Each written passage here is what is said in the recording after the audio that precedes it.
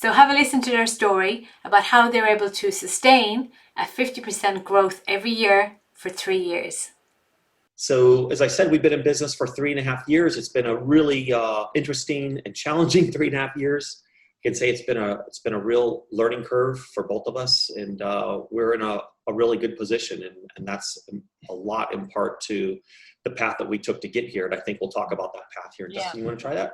Yeah. So about 12 months ago, or a bit over 12 months ago, before we started coaching, it was just Jeff and myself working. And we were working out of a little shed at my house.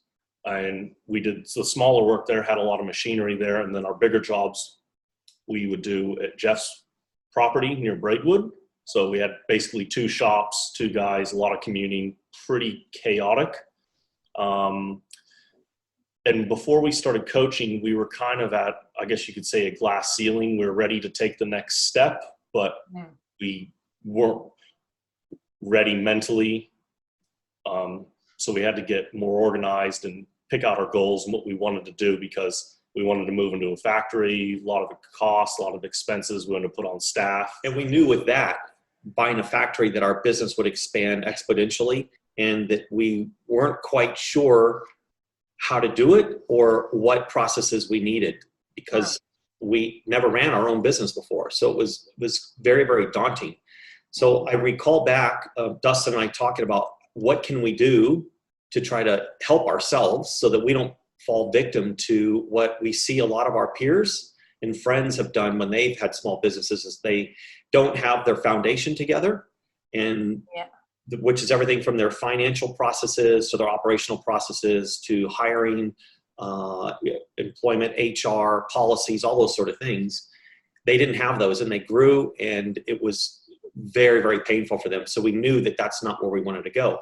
And I recall back when we said, hey, let's look into this business coach, because we asked some other companies that we saw as very successful companies, what's your key? What helped you propel? And they said, we got a very good business coach. So we did a lot of research. We got recommendations from several different companies of who their coaches were. We actually interviewed them, and we kind of ran them through the ringer a little bit. We were looking for that. I know. That's good for us.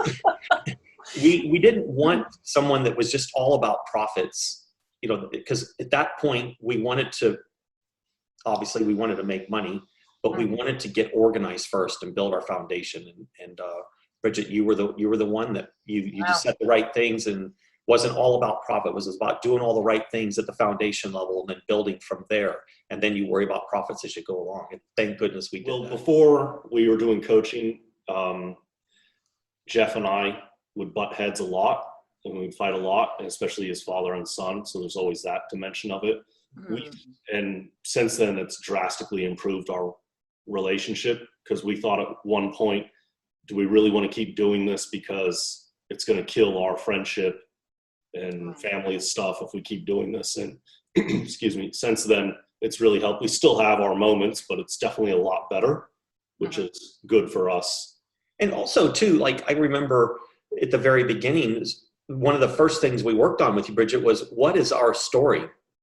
Like, really, what are we trying to portray and project as us, as Dusty Fabrications? How do we, when a client asks us, or potential clients, what do you do? Perfecting that story so that you have a very solid story to tell, and understanding what our boundaries were as a business and what we were going to do.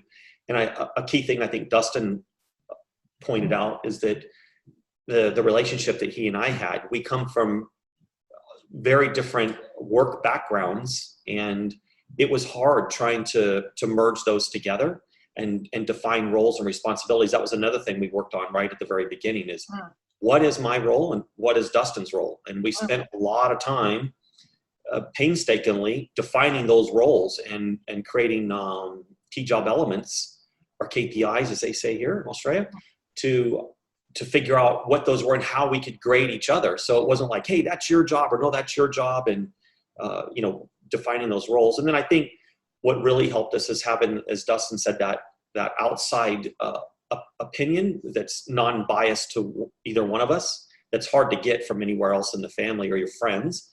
And you're able to just say, hey, let's look at it this way. Hey, what do you mean? And working through those things. Yeah. processes is like really, really important. Like we went from a whiteboard of tracking our projects to now we have, I just looked this morning, to some companies, this may not be a lot. To us, this is tremendous. We have 32 open jobs on the books right now. We have a software program that, thanks to the coaching elements that helped us get through all these processes and figure out what we want, that allows us to track real-time profits. I mean, to the quarter hour. So I can look at any moment and look on a job and tell where we're at as far as what we quoted, or if it's a time and materials job, what we've expended so far in labor and material, to if we've quoted that job to saying, oh boy, we're in trouble now. We've gone so many hours over what we originally quoted, and to strategize and figure out how we can help get that back in line. And also learning that we're not guessing. We're not guessing if we're making money. We're not guessing our profits, our annual profits. We know what it is. And that's like super powerful. And in the beginning, I managed big budgets in the government, and I had to lobby to get money, but I wasn't really focused on where that money came from. And when you run your own business, as you know, there's very sleepless nights when you've got payroll and you've got thousands of dollars a week in payroll going out, and you have to know that you have that financial security to make that payroll. And when you don't have that, that's very intimidating and very scary for us. Part of that may not be knowing how to do it, but trying to find the right people to help you do that. Yeah.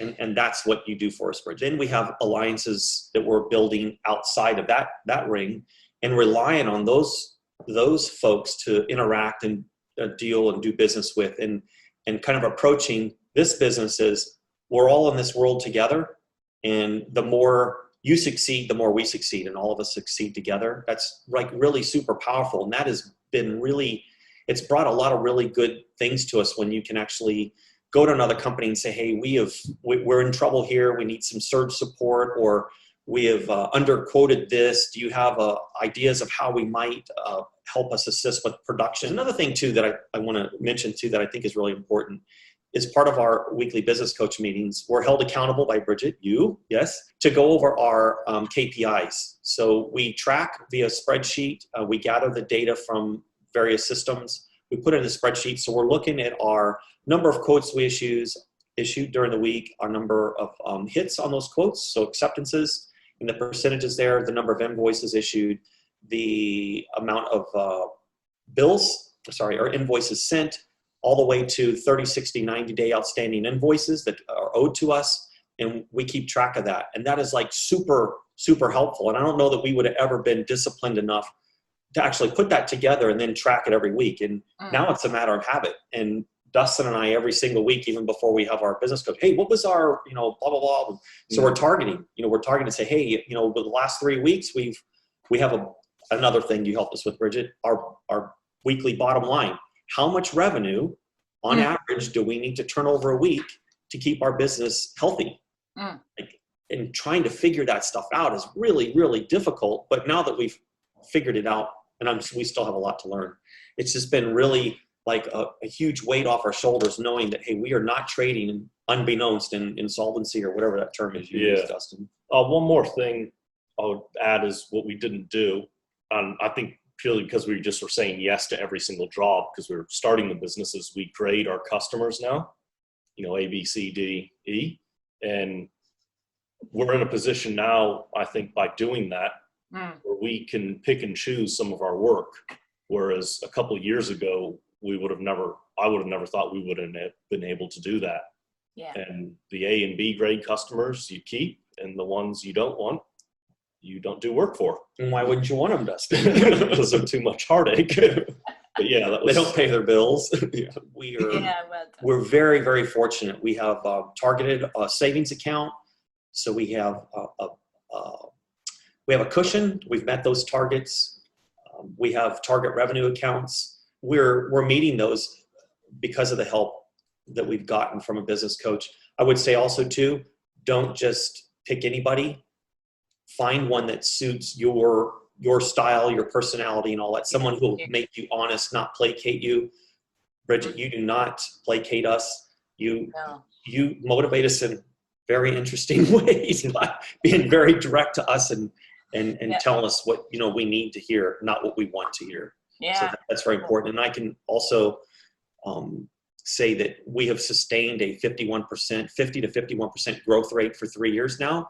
That is far more, when you talk to the accountant and the financial coach, that is far more than what is normally healthy for a company. So we are very mindful of that. If you do not have your systems and processes in place, you're going to be in trouble with that growth rate. And we have lagged a little bit behind in that because we didn't get a business coach until after we were in business for a little while, and I realized, oh boy, we've got to get our game together.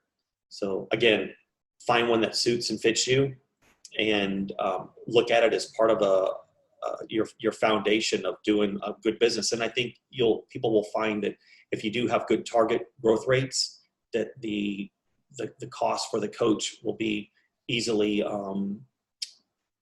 what's the right word, paid for by the revenues that you're generating.